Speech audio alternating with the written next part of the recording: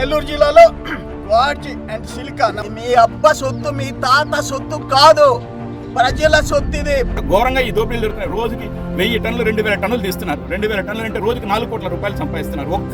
ఒక్క పర్మిషన్ లేదు వీళ్ళ దగ్గర.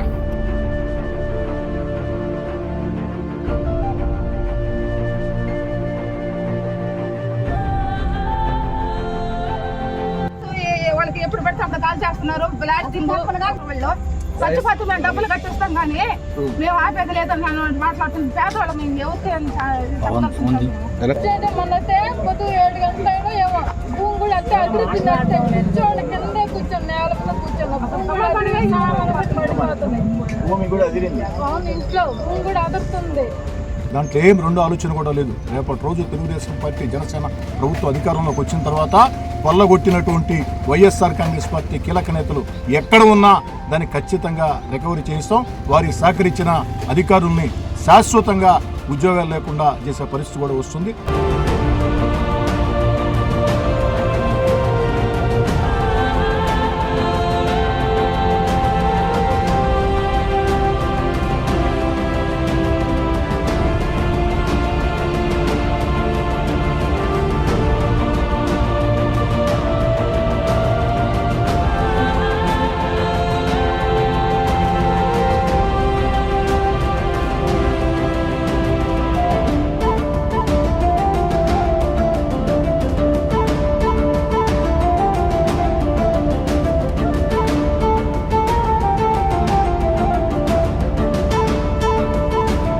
ఈ వైట్, ఈ తెల్ల బంగారం 50 నుంచి 75 వేల రూపాయలు ఒక టన్ను పోతా ఉంది.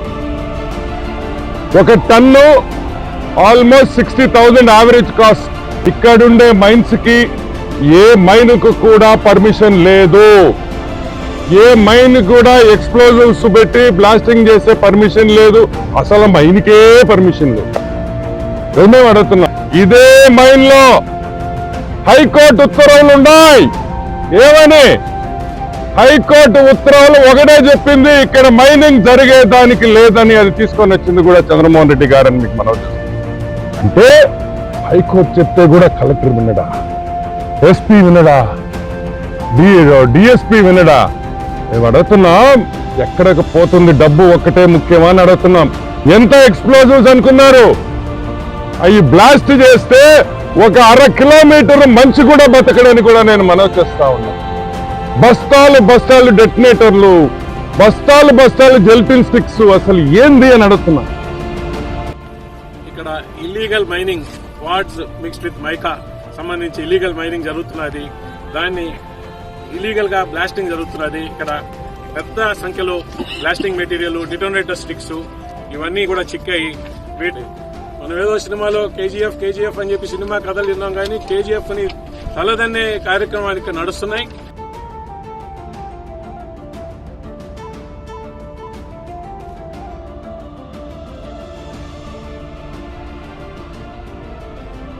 నేను ఒక మాట చెప్తున్నా, రాంబాబు, నువ్వు కొత్తగా జాయిన్ అయినావు. నో కాంప్రమైజ్, మిలిటెన్స్ మొత్తం తీసాం. మొత్తం నిన్నటి నుంచి అందరం, ఈరోజు జనసేన వాళ్ళు ఇచ్చారు, టీడీపీ వచ్చారు, సిపిఐ వచ్చారు, అన్ని చూపించాం. హైకోర్టుకి వేస్తాం, కంటెంప్ట్ లో వేస్తాము, హైకోర్టులో ఈ వైలేషన్, పోలీస్ నిర్లక్ష్యం అన్ని వేస్తాం. మీరే రెస్పాండెంట్, మంత్రి కాదు, మంత్రి రెస్పాండెంట్ కాదు. You will be the respondent. వెనక్కి పంపించిన పోలీస్ ఆఫీసర్ అనిపించుకో, విలువ తెప్పించుకో.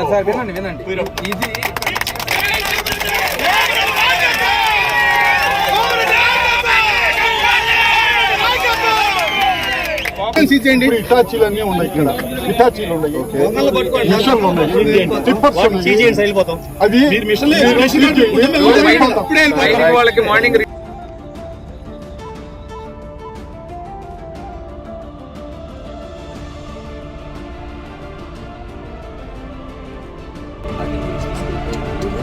మీరు ఇందాకేం చెప్పారు?